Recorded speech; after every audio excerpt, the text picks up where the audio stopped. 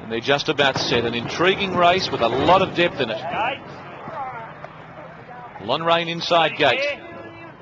Comanche Kid and They All Fall Down just getting assistance. Light, they're off. And Inadequate Comanche Kid went back at the start with Trudeau and fast away Kelstrom. They All Fall Down on the fence away swiftly. And heading forward is Belltree. Speediness in the green and white settling down fourth over They All Fall Down on the fence. They were followed by Broadcast, a little wide out from Under the Eiffel, Comanche Kid. Back on the rail is Lonrain, Tycoon Rob, Inadequate and Trudeau the trailer.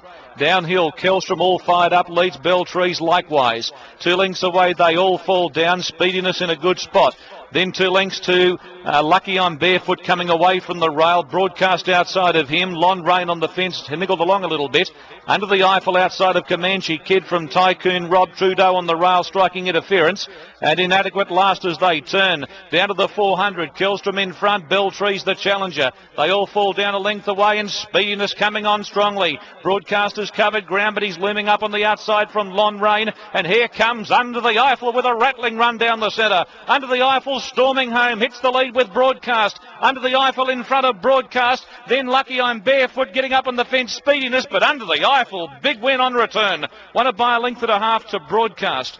Speediness, I think, third from Lucky I'm Barefoot. Inadequate came home late from Comanche Kid and Trudeau. Belltree's Tycoon Rob. They were followed well back in the run by They All Fall Down, Lonrain. And the last one in was Kelstrom, and that'll be about the win of the day.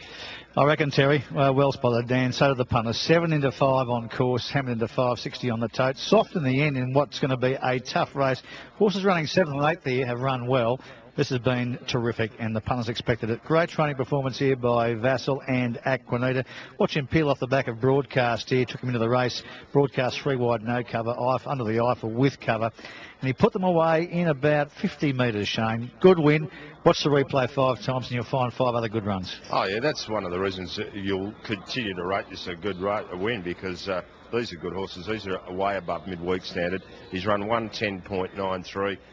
The gelding, we hadn't seen him for more than a year. They just gelded after his first prep. Even though his first prep was lucrative, he was second and a first, he was doing a lot of things wrong. But that's some win. He's a pretty smart horse. Bit slower time than the mares. It might take a touch of gloss off it, but I think what you see, accepted face value here for this horse Under the Eiffel. I mean, also like Speediness, who posied up close today, staying top. He's held on well to run Thursday. Watch the replay. Well, forget about the winner for the time being. You know that he's good. Pat Nack's horse here, Inadequate, gets out dashed. I thought he was good. Trudeau was satisfactory coming off the back of him. Comanche Kid in the blue-yellow at the back. Watch these horses at the back running on. They've all run well. Well, they have. Lucky I'm Barefoot back with a vengeance. He's run a nice fourth. Inadequate and Comanche Kid indicating that they're going to not be sprinters, that they'll be looking for at least a mile this time round. But I think you're right. Even though they were pretty bunched up, and a lot of assessors might look at the time and then start worrying about it, but I think they're pretty handy horses. 10, 3, 9 and 1, the numbers. 5.62 even, another Sporting Bet Market mover home. Broadcast, who was the runner-up Sporting Bet Market mover, has also run second. Well, Ross Lyons has had some good gallopers over the years, Bruce, but I think he'd be pretty excited with this one. Yeah, nice to be back with a good horse ride. Yes, Bruce, it's terrific. Couldn't see those colours salute again. Yeah, well, hard to miss those colours, but it's been a long time coming for this bloke too, hasn't it? Yeah, well, he broke his shoulder, Bruce. He broke his shoulder in the paddock and had a long spell, 12 months in the paddock, and always shown a bit. Tony's always had a big opinion of him. The old saying, blessing in disguise. You get the phone call one day, said he broke his shoulder, but, he had a chance to geld him and let him, mature up and develop. Yeah, spot on, Bruce, spot on. And as you can see, he's a nice horse now, lightly raced and best in front of him. Bright future. What's Tony telling you? I mean, is a Guineas too soon for him, do you think? I probably think so. Leave that to Tony. He's on his way back from the Gold Coast and come back and jump on his back, and she did the other week and told us to make sure we got here today, so I'm pretty happy about that. I flew in this morning from Europe, so I was pretty happy to get here and watch it. Good on you, as you do. Thanks, Ray. Thanks, Bruce. Well, Lyons has raced many horses in these colours. Super Elegant comes to mind. Shown them probably plenty of those as well, but Jamie Mott did the job in good style here. It's striking type here by Mossman. Under the Eiffel. And Jamie, I'm sure he gave you a great feel. He looked good from our side of the fence. Yeah, and Tony's done a great job with him. I mean, he's had a year off, and to put him away as easy as he did today, very good horse. Ended up being soft in the end, didn't it? Yeah, it was.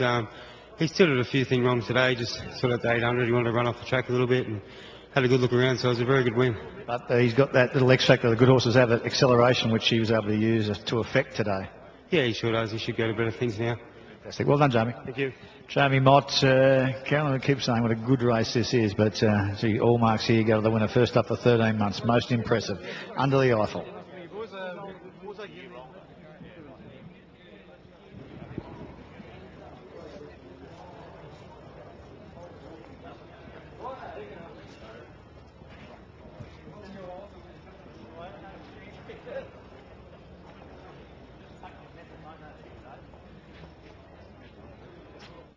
Casters covered ground, but he's looming up on the outside from Lon Rain. And here comes Under the Eiffel with a rattling run down the centre. Under the Eiffel storming home, hits the lead with Broadcast. Under the Eiffel in front of Broadcast. Then Lucky I'm Barefoot getting up on the fence, speediness, but Under the Eiffel, big win on return. Won it by a length and a half to Broadcast. Speediness, I think, third from Lucky I'm Barefoot. Inadequate came home late.